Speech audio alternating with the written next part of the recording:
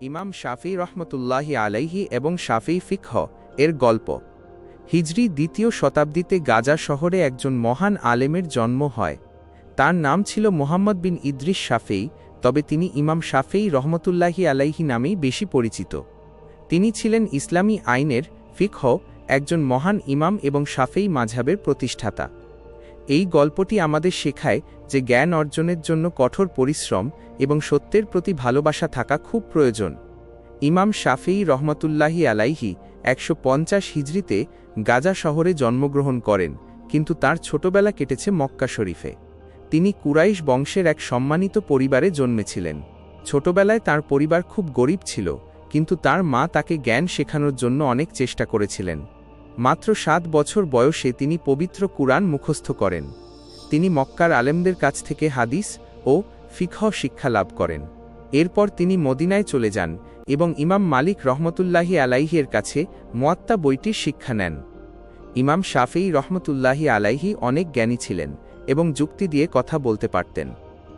তিনি বাগদাদে যান এবং সেখানে ইমাম আবু হানিফা রহমতুল্লাহি আলাইহির ছাত্রদের কাছ থেকে হানাফি ফিকহ সম্পর্কে শেখেন। তিনি কুরআন, হাদিস এবং সাহাবায়ে কেরাম রাশিউল্লাহ আনহুদের মতামত একসাথে করে ইসলামী আইনের একটি নতুন পদ্ধতি তৈরি করেন। তিনি আল উম্ম নামে একটি বিখ্যাত বই লিখেছিলেন। তার এই পদ্ধতি শাফিঈ মাযহাব নামে পরিচিত। ইমাম শাফিঈ রহমতুল্লাহি আলাইহি খুব বিনয়ী এবং আল্লাহভীরু ছিলেন। তিনি বলতেন, জ্ঞান ছাড়া ইসলামকে সঠিকভাবে বোঝা সম্ভব নয়। তিনি তার ছাত্রদের হাদিসকে সম্মান করতে শিখিয়েছেন। তিনি মক্কা, বাগদাদ এবং মিশরে মানুষকে দ্বীনের শিক্ষা দিতেন। তার শিক্ষা দক্ষিণ পূর্ব এশিয়া, উত্তর আফ্রিকা এবং আরবে ছড়িয়ে পড়ে। তিনি সবসময় হকের বা সত্যের পক্ষে থাকতেন।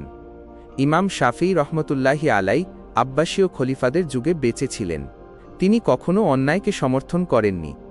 একবার তাকে মিথ্যা অভিযোগে কারাগারে পাঠানো হয়েছিল, কিন্তু পরে তিনি মুক্তি পান। জীবনের শেষ সময়টুকু তিনি মিশরে কাটিয়েছেন। ২০৪ হিজরিতে মিশরে তার ইন্তেকাল হয়। তাকে মিশরের কায়রো শহরে দাফন করা হয়। তার জানাজায় হাজার হাজার মানুষ অংশ নিয়েছিলেন। ইমাম শাফিঈ রহমতুল্লাহি আলাইহির শাফিঈ মাযহাব আজও বিশ্বের অনেক মুসলমান মেনে চলেন। তিনি ছিলেন অনেক বুদ্ধিমান, নম্র এবং ইসলামের একজন সত্য সেবক। এই গল্প আমাদের শেখায় যে জ্ঞান, হাদিস এবং ভালোবাসা আমাদের ইসলামের সঠিক পথ দেখায়। গল্পের শিক্ষা, জ্ঞান অর্জনের পথে দারিদ্র্য বা অভাব কোনো বাধা নয়, যদি মনে সাহস আর মায়ের দোয়া থাকে। ইমাম শাফিঈ রহমতুল্লাহি আলাইহি আমাদের শিখিয়েছেন কিভাবে ত্যাগের মাধ্যমে বড় আলেম হওয়া যায়।